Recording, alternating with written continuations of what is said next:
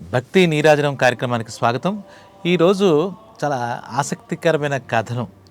ఎందుకంటే కాశీ క్షేత్రానికి క్షేత్రపాలకుడు, ఒక రకంగా కాశీ నగరానికి అధిపతి, శివాంశ సంభూతుడు, శివాంశతో ఉద్భవించినటువంటి కాలభైరవుడికి, అలాగే రామదాసు రామబంటు అనిపించినటువంటి ఒక అద్భుతమైన వీరుడు, మహాబలవంతుడు, తేజవంతుడు హనుమంతుడికి మధ్య ఒక సందర్భంలో చాలా చాలా చాలా పెద్ద యుద్ధం జరిగింది. ఎక్కడ? కాశీలో కాలభైరవుడికి హనుమంతుడికి మధ్య జరిగింది. ఆ సంబంధం ఏంటి అంటే, ఆ కథలోకి వెళితే రావణుడి వధ జరిగింది, అలాగే శ్రీరాముడికి పట్టాభిషేకం అయిపోయింది. తర్వాత ప్రజలందరూ హాయిగా ఉన్నారు. అది స్వర్ణయుగం, అది రామరాజ్యం అని చెప్పి అందరూ ఉన్నప్పుడు అన్నీ బాగున్న శ్రీరామచంద్ర ప్రభులో ఒక చిన్న కలవరం వచ్చిందట. ఏంటి? రావణాసురుడు మహాశక్తిమంతుడు, శివభక్తుడు, అలాగే అన్ని శాస్త్రాలు చదివినవాడు, అటువంటి బ్రాహ్మణుడు, బ్రహ్మకి మనవడు. అటువంటి రావణుని నేను చంపానే, నాకు బ్రహ్మహత్య పాతకం చుట్టుకుని ఉంటుంది కదా అని చెప్పేసి శ్రీరామచంద్రుడు బాగా బాధపడుతూ ఉన్నట్ట. అప్పుడు వశిష్ఠుడిని అలాంటి ప్రముఖ గురువులందరినీ పిలిచి అడిగాట, నా ఒక రకంగా బ్రహ్మహత్య పాతకం ఉన్నట్టే కదా, నాకు దాన్ని పోగొట్టుకోవాలంటే ఏం చేయాలంటే, వాళ్ళు ఏం చెప్పారంటే ఒక మాట చెప్పారట. శ్రీరామచంద్ర, ఈ కాశీలో, అది కాశీ నగరం గురించి నీకు తెలుసు కదా, విశ్వేశ్వరుడు ఉన్నాడు కదా, ఆ కాశీ అంటే ఆయన త్రిశూలం మీదే ఈ కాశీనగరం ప్రళయం ఏర్పడినప్పుడు నిలబెట్టాడు. ఆ కాశీనగరం ఎప్పటిదో ఏమిటో సృష్టి మొదలప్పటి నుంచి ఉంది కదా. ఆ కాశీలో అన్ని స్వయంభూలింగాలు ఉంటాయి. అక్కడి నుంచి ఒక స్వయంభూలింగం తీసుకొచ్చి ఈ దక్షిణాదినటువంటి రావణాసురుడు దగ్గరలో ఉన్నటువంటి రామేశ్వరం ఉంది కదా, ఆ రామేశ్వరంలో నువ్వు ప్రతిష్ఠిస్తే అక్కడి నుంచి కాశీలో స్వయంభూ ఒక శివలింగం తీసుకువచ్చి ఇక్కడ నువ్వు చెయ్యని చెప్పి ప్రతిష్ఠించమని వాళ్ళు సలహా ఇచ్చారు. అదేంటి, అది చాలా కష్టమైన పని కదా, స్వయంభూ భూమిలో వచ్చి ఉంటుంది, దానికి మొదలైనది తెలియదు. ఆ స్వయంభూలో ఎలా తీసుకురావాలి, ఎవరు తీసుకొస్తారంటే అప్పుడు దానికి సమర్థుడు హనుమంతుడు అని చెప్పి అందరూ చెప్పడంతో హనుమంతుని పిలిచి, హనుమ ఒక పని చేయి, నువ్వు కాశీ వెళ్ళి అక్కడ ఒక స్వయంభూ శివలింగాన్ని తీసుకొచ్చి మనం లోక కళ్యాణం కోసం ఇక్కడ రామేశ్వరంలో ప్రతిష్ఠిద్దాం అక్కడ అని చెప్పాడు. ఆ స్వామి చెప్పిన వెంటనే క్షణాల్లో తక్షణమే, స్వామిని మీరు ఆదేశం ఇవ్వడం, ఆజ్ఞ ఇవ్వడం, నేను ఆగడం చెప్పేసి ఇంకో నిమిషం కూడా ఆలోచించకుండా కాశీ వెళ్ళిపోయాడు. ఇది మహాశక్తివంతుడు, సప్త సముద్రాలు దాటినవాడు, ఆయన కాశీ వెళ్ళడం చేయబడుతుంది. అయితే ఇక్కడే ఉంది కాశీ నగరానికి అధిపతి, ఆ కాశీ క్షేత్రానికి పాలకుడు కాలభైరవుడు. ఆయన కూడా శివాంశ సంభూతుడు. ఒక సందర్భంలో శివుడి నుంచే ఉద్భవించాడు. అక్కడికి వెళ్ళాలంటే మన కాశీనగరంలో మానవులకు కాదు, దేవతలకు కాదు, ఆఖరికి యముడికి కూడా కాలభైరుడి అనుమతి లేకుండా వెళ్ళలేము, అక్కడ అడుగు కూడా పెట్టలేమన్నమాట. అటువంటి దానికి హనుమంతుడికి కూడా మినహాయింపు ఏమీ లేదు. అక్కడికి వెళ్ళిపోయిన తర్వాత నగరంలో దిగుదాం అనుకునేసరికి, ఈ తేజోవంతుడైనటువంటి వేగంగా వెళ్ళేసరికి ఆయనకి ఏదో అడ్డుపడింది, ఒక గోడ లాంటిది అడ్డుపడింది. నగరంలో కాలు పెట్టడానికి అవకాశం లేకపోయింది.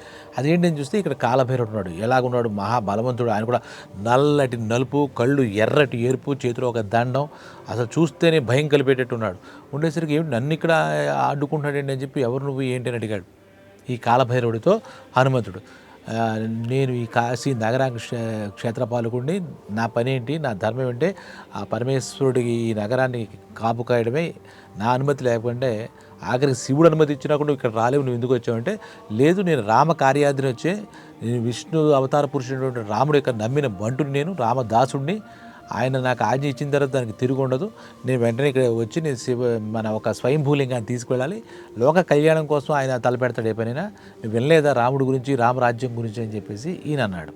నువ్వు ఏదైనా కానీ, నువ్వు విష్ణువంశ గారేసరికి ఈలో శివాంశ, నేను శివాంశ, నువ్వు విష్ణువంశ సంబంధించిన మనిషి, నా సంబంధం లేదు నువ్వు అనేసి కాలభైరవుడు చాలా రెక్లెస్గా సమాధానం చెప్పాడు. ఇద్దరి మధ్య చాలా వాగ్వాదం జరిగింది. నా అనుమతి లేదు, నేను కాలానికి అధిపతిని, కాలభైరవుడు అంటే కాలానికి అధిపతిని, నీతో నీవు ఎంత గొప్పవాడైనా నీ పప్పులను అదరు ఉడకమన్నాడు. ఇద్దరి మధ్య మాట పెరిగింది. ఎవరెవరికి? మన కాలభైరవుడికి హనుమంతుడికి మధ్య మాట పెరిగింది. ఇంకా ఆ మాటలు అయిపోయిన తర్వాత, నువ్వెవరు, నన్ను గెలిచి నువ్వు తీసుకెళ్ళు, చూద్దాం సంగతిని తేల్చేస్తాడు కాలభైరవుడు ఒక్కసారిగా. దాంతో ఈయనకి కూడా చాలా కోపం వచ్చింది, హనుమంతుడు కూడా. ఓహో ఇదా పరిస్థితి అని చెప్పేసి ఇద్దరి మధ్య జరిగిన వెంటనే ఈ కాలభైరవుడు నిప్పుల్లాంటి మంటలు కురిపిస్తూ ఈయన మీద దాడి చేయడం, యుద్ధానికి దిగాడు. హనుమంతుడి తక్కువ కాదు, ఆయన కూడా.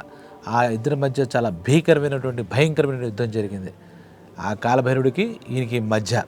కాలభైరవుడు ఏంటి, తన మాయ, తన శక్తిని ఉపయోగించి తనలాంటి వీరుల్ని, కాలభైరవులని, భైరవసేనని పంపించాడు. ఆంజనేయ స్వామిని చూసి మరి ఇద్దరు ఒకరికొకరు ఎదురుపడగా తర్వాత యుద్ధం ఇంకా పెరిగింది. ఎందుకంటే మాయాశక్తిని ఉపయోగించి భైరవులను లక్షలాది సైన్యాన్ని తయారు చేసాడు ఒక్కసారిగా. వాళ్ళంతా హనుమంతుని చుట్టుపడి ఒరే పిచ్చివాడా అనుకుని చెప్పేసి, ఈయనంతా ఒళ్ళంతా ఆంజనేయ స్వామి అంటే వానరుడు కదా, ఆయన ఆ బొచ్చు ఉంటుంది కదా, ఆ బొచ్చులోంచి కొన్ని ఈకలు ఎలా పెరిగితే అక్కడి నుంచి కొంతమంది సైన్యం వచ్చారట. ఈ భైరవుడు సృష్టించిన భైరవసేన, ఇక్కడ హనుమసేన ఇద్దరి మధ్య భీకరంగా పోరు జరిగింది. చివరికి ఏంటంటే హనుమంతుడి యొక్క సేన అక్కడ గెలిచినట్టు అయింది. ఈలోగా నీ పరిస్థితి ఇలా ఉందా అని చెప్పేసి, ఇది భీకరంగా ఉంది, దేవతలు కూడా అల్లాడుతున్నారు. ఏమిటి ఇలా ఇంతగా జరుగుతుంది, మొత్తం ప్రళయానికి దారితీస్తుందా? ఒక మంచి కార్యం కోసం మొదలెట్టినటువంటి రామచంద్రుడు ఆ బ్రహ్మత్యపాతం పోగొట్టుకోవడం కోసం గురువుల ఆనతి మేరకు చేస్తుంటే, ఆంజనేయ స్వామి ఏంటంటే ఆయనకి రెండో ఉండదు, శ్రీరాముడు ఆజ్ఞే శిరోధార్యం. అలా పెరుగుతూ ఉంటే కాలానికి అధిపతి ఎవరు? కాలభైరవుడు కదా. ఆయన శక్తి ఉపయోగించి ఒక కాలచక్రం తయారు చేసి ఇందులో బంధిద్దామని చెప్పేసి ప్లాన్ చేశాడు. కాలచక్రం అంటే ఏంటంటే ఎంత వయసులో ఉన్నా సరే వృద్ధాప్యం వచ్చేసి ఇంకా ముసలివాడు అయిపోతాడు అనమాట. అలా చేసేసరికి ఈయనేం తక్కువైన హనుమంతుడు, ఈయన ఆ కాలచక్రం జయ శ్రీరామ్ అని చెప్పి నా బాస్ చెప్పాడు మాట అని చెప్పి, శ్రీరామ నామంతో నిన్ను అట్టుకుంటాను, ఎన్నో చేశాను, నేను ఇవ్వు తక్కువ అని చెప్పేసి ఆ శ్రీరామ్ అంటే ఆ కాలచక్రం కూడా మొక్కలైపోయింది. దాంతో కాలభైరవుడికి కొంచెం అర్థమైంది, ఏదో జరుగుతుంది బెంబేలెత్తుంది.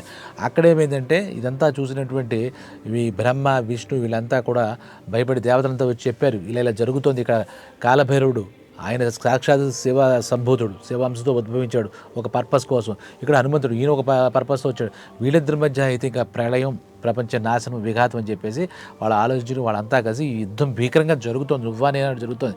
ఎక్కడ ఇద్దరు తగ్గట్లేదు, ఇద్దరికే ఆవేశంగానే ఉన్నారు. ఇద్దరు అసలు మామూలుగా లేదు. అక్కడ వీళ్ళు టక్కని దిగిన తర్వాత హనుమ ఆగన్నాడు అక్కడ విష్ణు.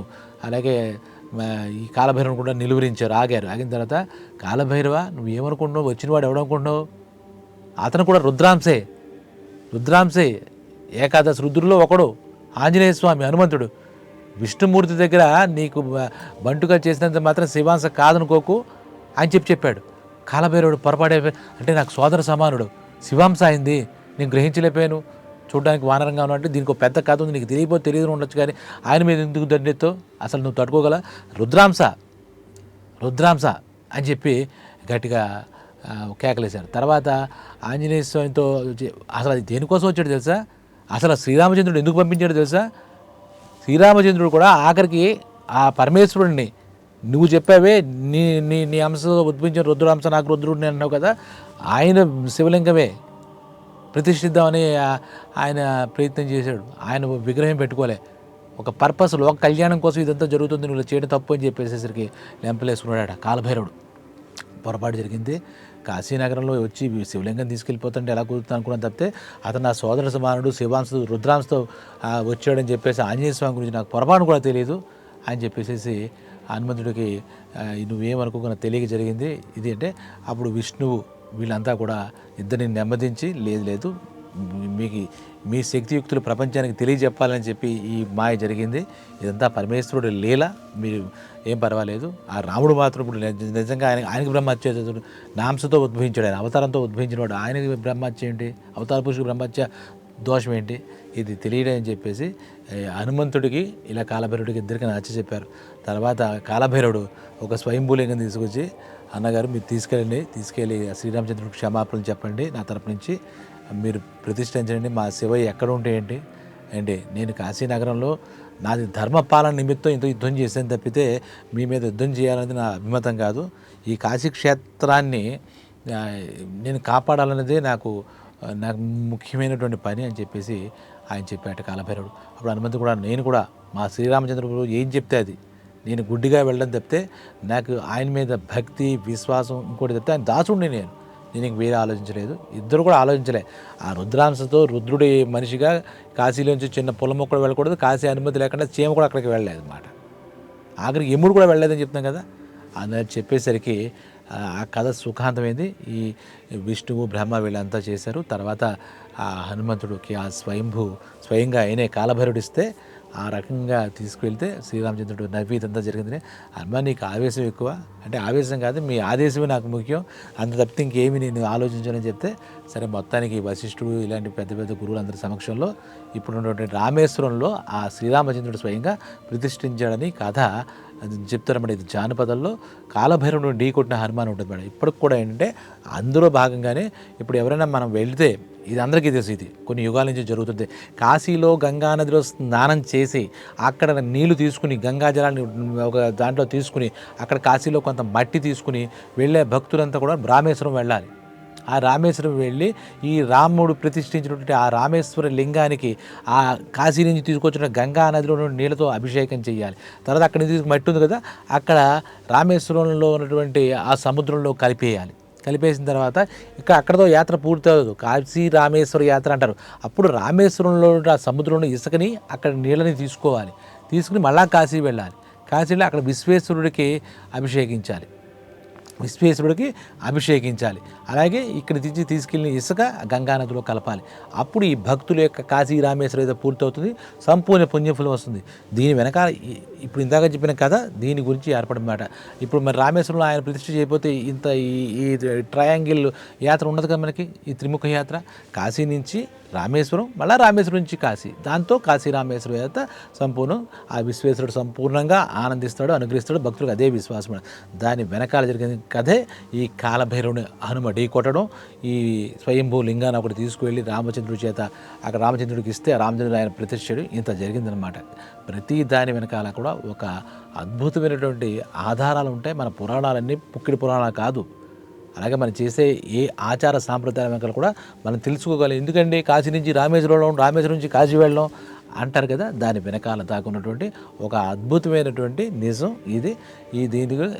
ఈ కథ ద్వారా మనకి కాలభైరవుడు, రుద్రాంశ సంభూతుడు కాలభైరవుడు, అదే రుద్రాంశ సంభూతుడు, అలాగే శ్రీరామచంద్రుడి బంటు అయినటువంటి హనుమ యొక్క బలం ఏమిటి, దీని ఏంటి ఇక్కడ మనం తెలుసుకోవాల్సింది రెండు ఏంటంటే, ధర్మాన్ని ఎప్పుడు తప్పకూడదని కాలభైరవుడిని చూసి మనం నేర్చుకుంటే, ప్రభువు ఆజ్ఞ అంటే రామచంద్ర ప్రభువు ఆజ్ఞ మేరకూడదు, స్వామి భక్తి చూపించాలి. స్వామి భక్తి మనం కూడా నమ్మితే స్వామి భక్తి చూపించాలని హనుమంతుడు ఇక్కడ చూపించారు. కాబట్టి కాలభైరవుడు, హనుమంతుడు వాళ్ళ యుద్ధం వెనక ఇంత కథనం ఉంది, తెలుసుకున్నారు కదా. మరో కథతో మళ్ళీ మీ ముందుకు వస్తాను. అంతవరకు సెలవు. జై శ్రీరామ్.